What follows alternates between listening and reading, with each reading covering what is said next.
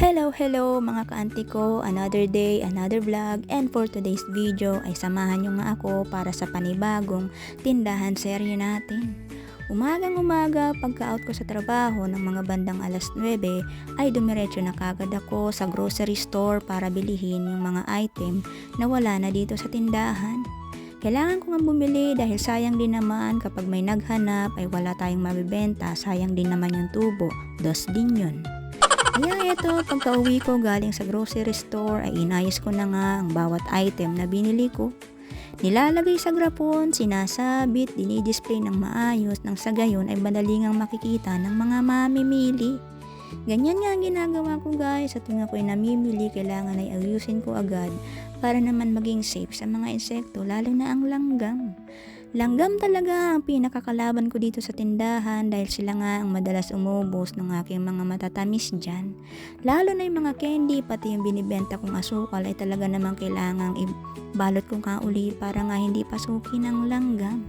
Ayan nga at sinasabit ko na yung mga ibang paninda, yung mga toyo at suka na binili ko. Etong mga ganitong paninda nga guys, ang kadalasang nauubos dito. Kaya naman kailangan bumili tayo dahil sayang ang tubo. Dos din nga yun.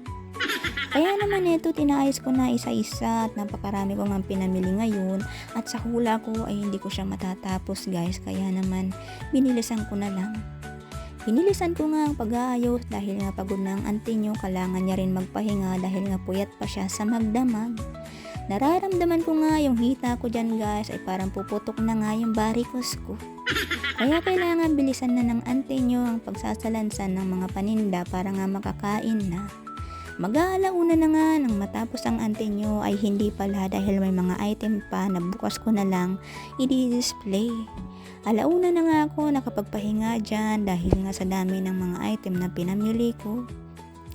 Kaya naman sa mga may gustong magtindahan ay mag-esep-esep muna kayo kung talagang kakayanin nyo.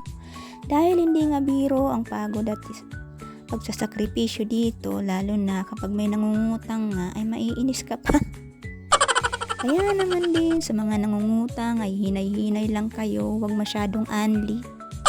Yung puhunan nga namin dito ay pinapaikot-ikot lang namin para naman ang sa ganun ay may mapamili nga kami.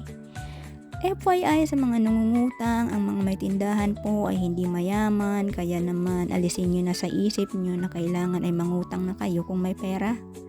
Kung may pera kayo ay wag na lang kayo mangutang dahil nga kami rin ang nahihirapan sa pagbili ng mga item dahil napakamahal na nga ng mga bilihin. Hanggang sa susunod na video guys, hanggang dito na lang ang voice over ko dahil nga namamalat na rin ako kakasalita. Pang ilang voice over ko na nga ito at dinidelete ko dahil yung mga nauna kong voice over ay talaga namang bulol-bulol ang auntie nyo. See you guys until next video and thank you so much for watching and dito na lang tayo. Bye bye na. Hindi ko natatapusin ang pagsasalansan, bukas na nga lang yung iba pati nga yung mga chichirya. See you, bye bye, paalam hanggang sa susunod. Bye bye na. O may flower ako dyan. Tingnan nyo na lang kung paano ako magsalanta ng mga paninda dyan. Huwag nyo nang pansinin yung may flower.